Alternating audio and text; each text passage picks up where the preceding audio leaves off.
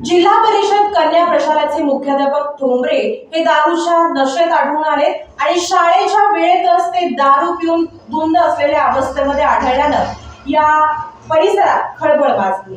येरमाळा तालुका कळंब येथील जिल्हा परिषद कन्या शाळेचे मुख्याध्यापक ठोंबरे हे दिनांक 24 मार्च रोजी सोमवारची सकाळची 7:30ची शाळा भरल्यानंतर ठीक 10:30 वाजता दारू पिऊन शाळेत दाखल झाले। शाळेच्या रस्त्याने सरांचे मळलेले कपडे, सुजलेले डोळे आणि अट्टल बेवड्याचा अवतार पाहून नागरिकांमधून शिक्षण विभागाला कोणी वाली आहे का नाही असा प्रश्न विचारला जात आहे। परंतु मुख्याध्यापक ठोंबरे यांचे हे वागणे असेच सारखे चालू असून त्यांना शिक्षण विभागातील वरिष्ठ अधिकाऱ्यांचाही धाक दिसत नाही, कारवाईची चिंता नाही।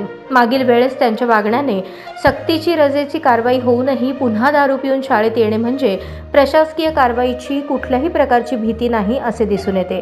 जिल्हा परिषद मुलींच्या कन्या शाळेमध्ये 1ली ते 4थीचे 4 वर्ग असून टोटल 5 शिक्षकांचा स्टाफ आहे। त्यातील 4 शिक्षक महिला आहेत।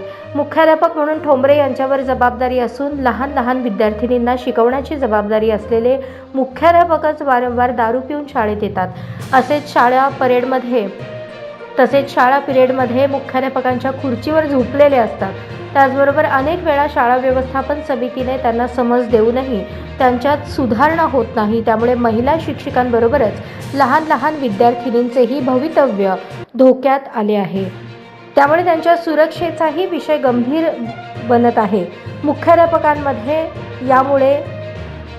मुख्याध्यापकांमुळे येरमाळ्यातील जिल्हा परिषद शाळेतील शिक्षणाचा दर्जा ढासळलेला दिसत आहे। त्यामुळे शिक्षण विभागाकडून योग्य ती दखल घेऊन कारवाई होणार का अशी चर्चा गावकऱ्यांमधून होत आहे।